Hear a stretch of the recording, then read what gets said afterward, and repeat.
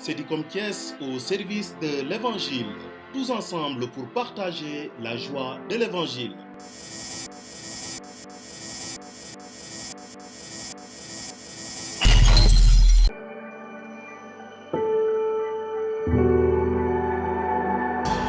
Chers frères et sœurs en Christ, chers diocésains de Thiès, chers internautes, chers amis de Cédicom Thiès, bienvenue pour ce temps d'entretien avec l'abbé Lazare Gorongom, qui est l'aumônier diocésain de la catéchèse. Monsieur l'abbé, merci de répondre à l'invitation de Cédicom.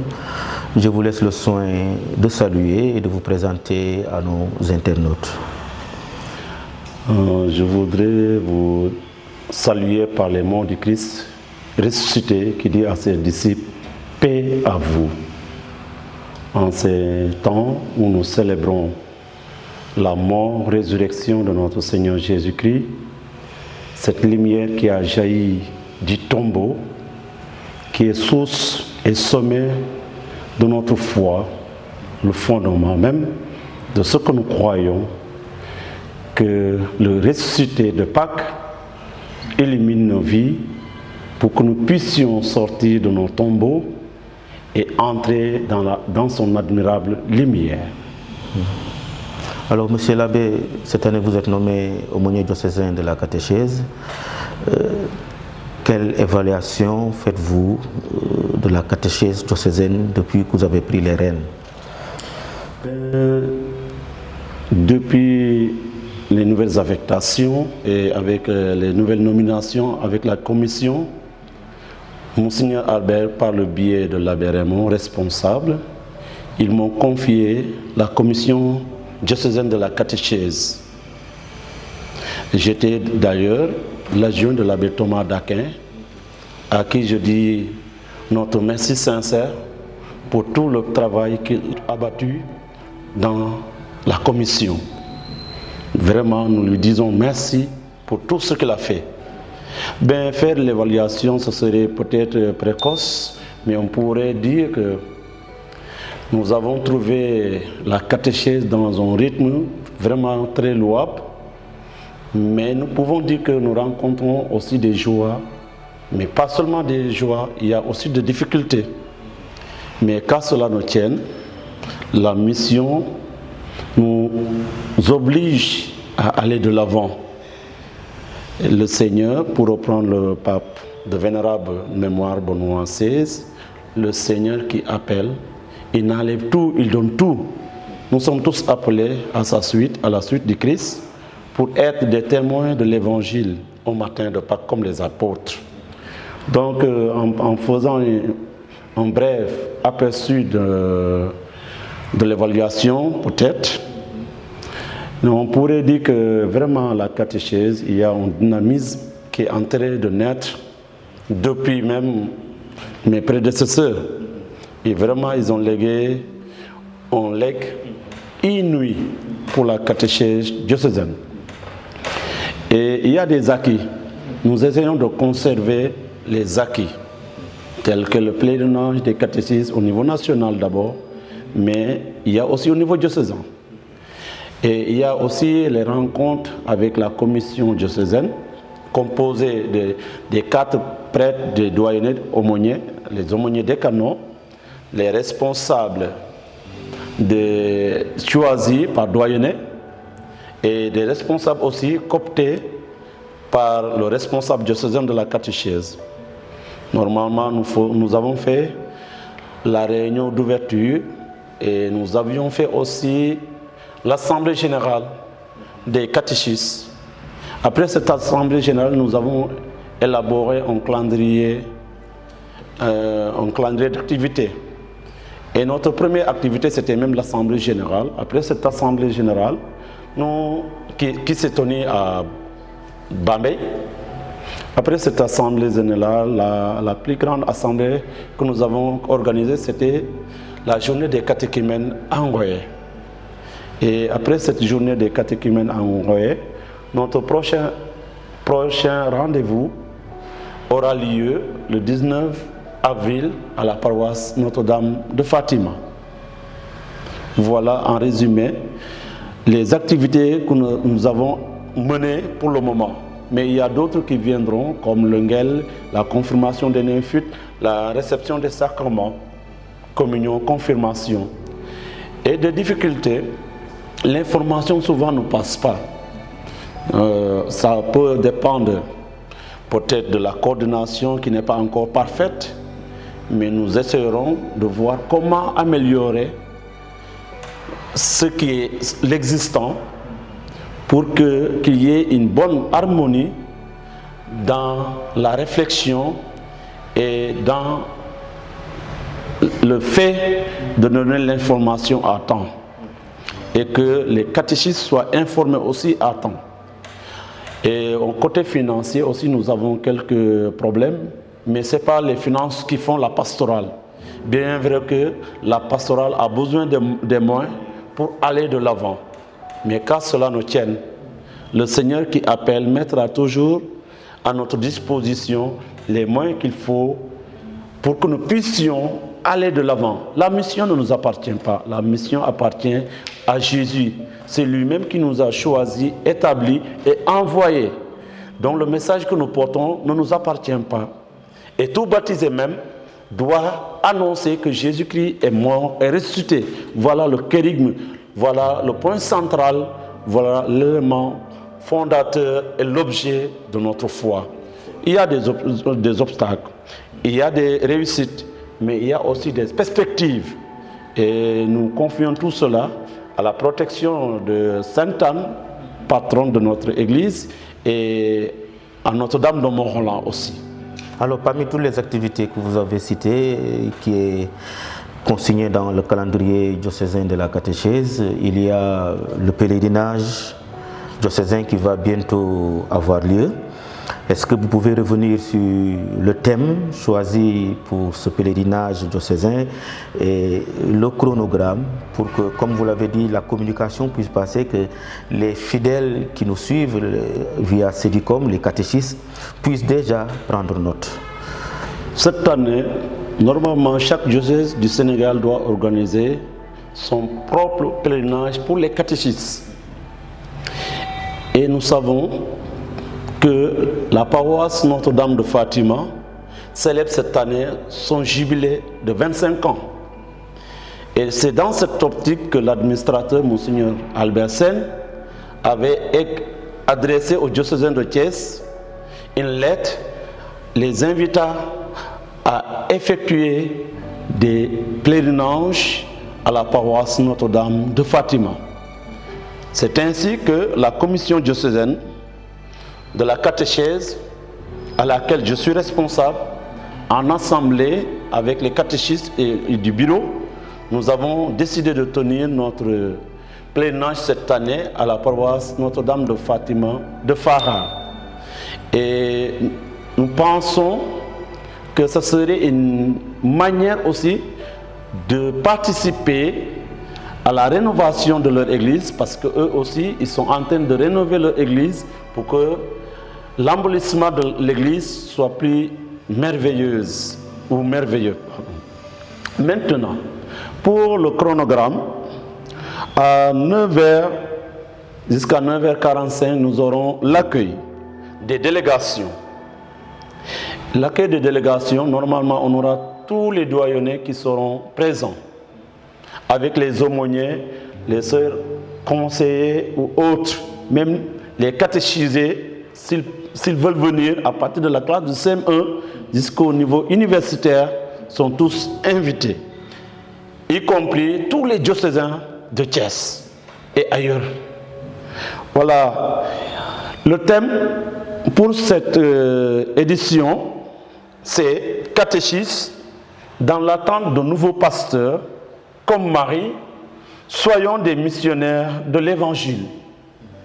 Dans le contexte de l'attente d'un pasteur et en revisitant la lettre de Monseigneur Albert adressée à tous les diocésains, nous sommes partis de cette lettre pour formuler ce thème qui est le point focal même, je dirais, de notre pèlerinage à Farah. Ce thème sera exploité par Monsieur l'abbé François-Émile Tin, vicaire à la paroisse Saint-Joseph de Pécouk. L'abbé, je l'ai déjà contacté, normalement il est dans les dispositions pour pouvoir nous faire une belle causerie ou bien une belle conférence sur le thème que nous avons choisi. Après cette conférence, il y aura certainement un débat et des questions-réponses.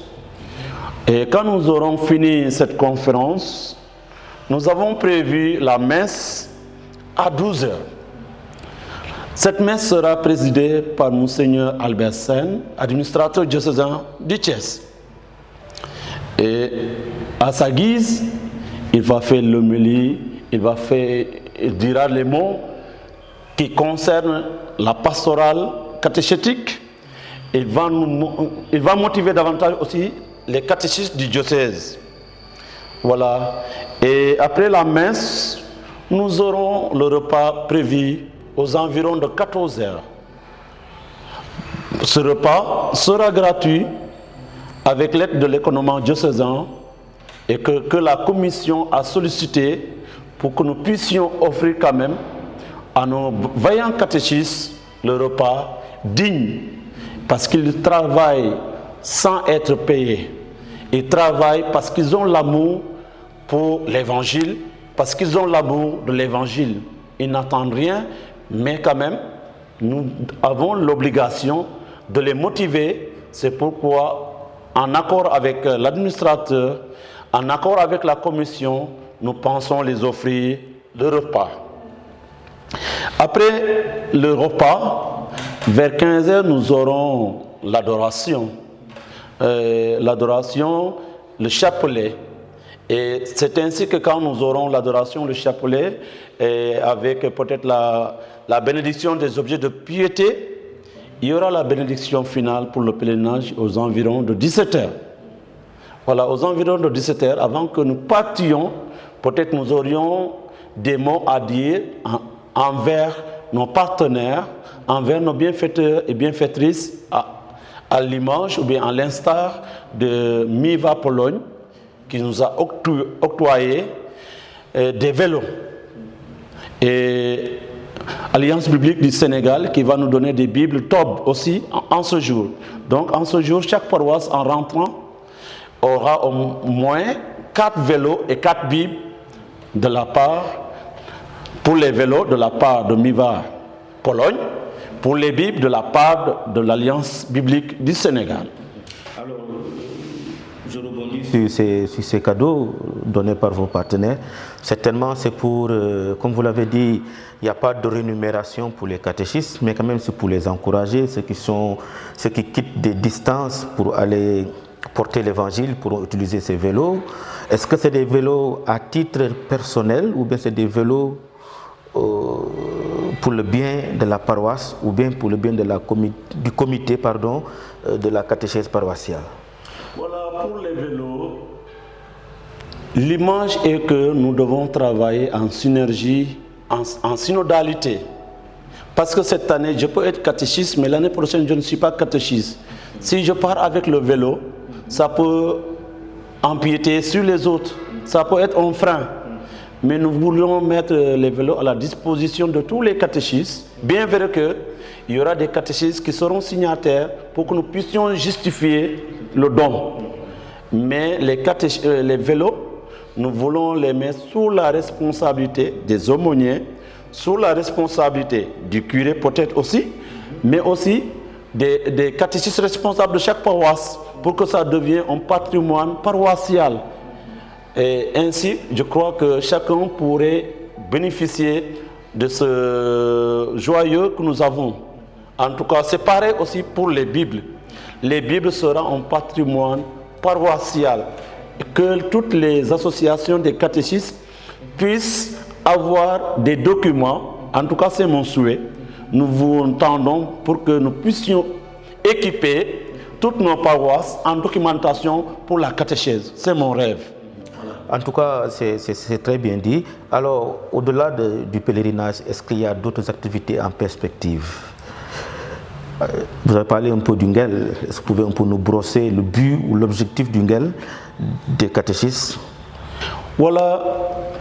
Je me suis dit, quand j'ai pris les rênes de la catéchèse, et ayant trouvé un peu les caisses, peut-être pas tellement ça, je me suis dit, au lieu de tendre toujours la main vers l'Occident ou vers des partenaires aussi, nous aussi, responsables de la catéchèse, nous pouvons faire un geste. C'est ainsi que l'idée m'est venue d'organiser Ongel cette année. La première édition, nous voulons la célébrer le 4 juillet à la paroisse Notre-Dame des Victoires de Diourbel. À cet effet, nous avons confectionné des tickets. Pour les adultes, nous avons confectionné au moins 2000 tickets. Pour les enfants, nous avons confectionné 500 tickets. Et nous voulons parrainer Songel. J'ai déjà contacté au moins deux groupes. Le premier groupe, c'est les anciens élèves qui logeaient à l'internat Jean Diran de Diourbel. Vraiment, ils sont prêts à nous accompagner pour parrainer aussi Songel. Il y a aussi un groupe d'amis que je connais qui sont originaires de Fara, de Ngoye et de Diourbel, qui sont prêts aussi à être parrains de Songel. Et l'artiste de Songel sera César Nying, qui habite Babak. C'est une manière aussi pour qu'il y ait une visibilité de nos talents, de nos artistes chrétiens. C'est pourquoi je l'ai pris vraiment pour que la visibilité de nos talents chrétiens, de nos jeunes chrétiens, puisse être connue de tous. Voilà. Au-delà de Songel, nous avons peut-être des projets phares et nous pensons peut-être faire ou bien bâtir un siège de la catéchèse, un secrétariat permanent de la catéchèse, pourquoi pas un centre diocésain de la catéchèse. En tout cas, ça fait partie de ma lettre de mission. L'administrateur, Monseigneur Albert, m'a demandé de penser à un centre diocésain de la catéchèse. J'ai fait le tour de tous les doyennés, j'ai rencontré les prêtres, j'ai rencontré des catéchistes, on en a discuté et bientôt, je vais peut-être faire le rapport final de tout ce que j'ai recueilli auprès des confrères, auprès des catéchistes pour présenter à Monseigneur Albert Sen. Encore, on se donne rendez-vous en juillet pour ce grand guel, en attendant le pèlerinage qui aura lieu dimanche 19 avril 2026. Alors, quel est le mot de la fin? Quels sont les messages que vous lancez à tous les diocésains, aux sympathisants de Cédicom Thiès, à vos catéchistes, aux catéchisés, aux personnes de bonne volonté et à vos partenaires? Quel message l'abbé Lazare, aumônier diocésain, lance? Le premier message, c'est que nous devons dire action de grâce. Nous devons dire merci à Dieu, parce que c'est lui qui nous a permis d'être là. Après l'action de grâce adressée à Dieu, nous dirons aussi à Monseigneur Albert et à ses conseillers, merci pour la confiance placée en notre modeste personne. Oui, la catéchèse, le premier responsable de la catéchèse, c'est l'évêque. L'évêque est le premier responsable de la catéchèse, mais il a pris de son pouvoir pour me le confier, pour que je sois aussi son interlocuteur auprès des catéchistes du diocèse. Donc, Monseigneur Albert, vous avez mon merci sincère pour la confiance placée en ma modeste personne. Je dis un grand merci aussi à tous les aumôniers, décanaux, paroissiaux de la catéchèse. Merci pour tout ce que vous faites pour l'Église. Cela aussi fait partie de votre mission. La foi naît de ce qu'on entend. Donc si la foi naît de ce qu'on entend, nous devons donner la catéchèse à temps et à contre-temps. Voilà ce que Philippe a fait avec le jeune, avec l'homme éthiopien, qui lisait sa Bible dans son char et qui n'avait pas compris, pour introduire les catéchistes. Nous, catéchistes aussi, nous sommes des Philippe devant les enfants. Nous devons les aider à mieux comprendre la parole de Dieu. Nous devons les aider à mieux intégrer la parole de Dieu dans leur vie. À ce titre aussi, je vous dis un grand merci au nom de l'administrateur, Monseigneur Albert. Vous avez le merci des parents, vous avez le merci de l'église de Thiès. Nous ne pouvons pas vous payer, mais nos humbles prières vous accompagnent. Que Marie Notre-Dame de Morolan vous aide à mieux marcher sur les pas du ressuscité. Et je dirais aussi à tous les prêtres, merci. Je dirais à l'abbé Gaspard, qui va nous accueillir bientôt pour le pèlerinage diocésain, merci de nous avoir acceptés comme pèlerins pour le 19 avril prochain dans votre paroisse. Nous vous souhaitons déjà un bon et joyeux jubilé de votre paroisse et nous vous disons un merci sincère pour tout ce que vous avez fait pour accueillir les pèlerins, les catéchistes et les catéchisés du diocèse de Thiès. La mission nous est tous commune. Jésus en Matthieu 28 nous dit « Allez de toutes les nations baptisées ». Nous sommes tous appelés à l'unité comme le souligne bien Jean en Jean 17. Que tous soient un, que je sois protestant, que je sois catholique, que je sois orthodoxe, nous annonçons le même message. Jésus-Christ est mort et ressuscité. Telle est notre foi. En tout cas, je dis aux partenaires un grand merci. Au diocésain de Thiès, nous vous invitons tous à ce pèlerinage, à ce rendez-vous de la foi. Motivez vos catéchises, aidez vos catéchises. Il faut les accompagner aussi. Accompagnez vos enfants. Nous attendons aussi de nos bienfaiteurs et bienfaitrices. En tout cas, nous ngi leen di gërëm bu baax naa leen yàlla sàmm aan njaboot bi te may Sénégal dëkku jàmm. Ñu ngi xaar aussi Monseigneur amaguñu Monseigneur nañu ñaanal suñu diocèse. Prions pour que le Seigneur nous donne un évêque selon son cœur pour que vraiment le siège ne soit plus vacant, mais que l'évêque puisse être là pour guider le peuple de Dieu qui est à Thiès. En tout cas, à tous les diocésains de Thiès, je dis aussi un grand merci. Je dis à l'économie un grand merci. Je dis à Monseigneur Albert un grand merci. Je dis à chacun et à chacune d'entre vous un grand merci tiré du cœur. Merci à Cédicom. Merci aussi à l'abbé Armand qui m'a permis de faire cet entretien avec son équipe, en l'occurrence Pascaline et M. Edouard Diouf. Un grand merci à vous. Merci Monsieur l'abbé. Chers frères et sœurs, chers amis de Cédicom, c'était votre entretien avec l'abbé Lazare Gorongom, vicaire à la paroisse Sacré-Cœur de Sangué et aumônier diocésain de la catéchèse. Alors, nous vous donnons rendez-vous sur tous les catéchistes et tous les diocésains qui le peuvent le 19 avril à Farad pour ce grand pèlerinage des catéchistes et des catéchisés. Ceux qui peuvent aussi aider financièrement, peuvent appeler l'abbé Lazare ou se rapprocher des catéchistes de leur paroisse ou bien être en communion de prière avec tous les catéchistes du diocèse.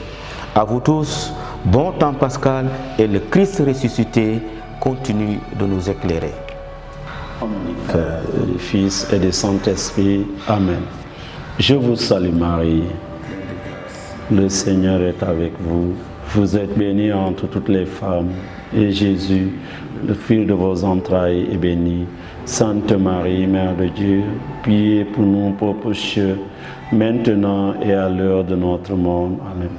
Notre-Dame de Morna, Notre-Dame de Morna, Notre-Dame de Fatima, Sainte Anne, le Seigneur soit avec vous et que Dieu Tout-Puissant vous bénisse, le Père, le Fils et le Saint-Esprit. Allons et demeurons dans la paix du Seigneur.